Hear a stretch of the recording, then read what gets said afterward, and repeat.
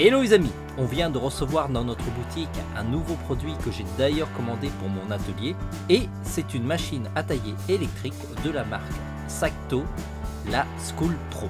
Alors, une machine à tailler est une sorte de taille-crayon avec un mécanisme un peu plus différent qu'un simple taille-crayon classique.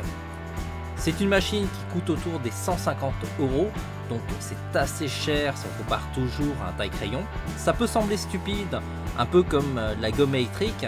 D'ailleurs, je vous invite à regarder la présentation de la gomme électrique pour voir que c'est un produit très intéressant. La machine à tailler électrique est hyper utile pour les artistes travaillant énormément au crayon parce que ça taille mieux et surtout sans se fatiguer. Alors, quand on ouvre, il y a une notice plutôt sommaire. Il faut dire que la machine est très simple à utiliser. On entrevoit la prise électrique parce que ça se branche sur secteur. La machine est assez grosse et lourde, donc clairement elle ne bougera pas de l'atelier ou de votre bureau. Ce n'est pas le genre de machine qu'on peut transporter. Il y a un cadran qui va vous permettre de régler la taille des crayons, parce qu'il y a des crayons avec des diamètres différents, des petits et des grands. Il y a un réservoir en dessous de la machine qui permet de récupérer les copeaux des crayons. En dessous de la machine, il y a 4 ventouses pour la stabilité de la machine. Si on regarde à l'intérieur, on peut voir que ce n'est pas une lame qui va tailler les mines, mais une foreuse.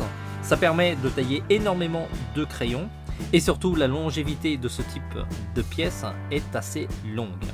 Ma dernière foreuse a duré à peu près 14 ans. C'est plutôt du costaud. On va le brancher. On introduit le crayon dans l'orifice de la machine. La machine à tailler s'enclenche automatiquement. Contrairement à un taille-crayon qui pourrait user votre crayon jusqu'au bout, la machine à tailler s'arrête automatiquement lorsque la pointe est pointue. Et ça, c'est très économique, surtout avec des crayons Beaux-Arts qui coûtent un peu plus cher. D'ailleurs, en tenant le crayon, on ressent qu'en fait, la foreuse tourne dans le vide sans toucher le crayon. Alors, si on regarde la pointe, on peut voir que par rapport à un taille-crayon standard, elle est beaucoup plus longue. Ça permet de travailler beaucoup plus longtemps. La mine est très pointue, limite dangereux.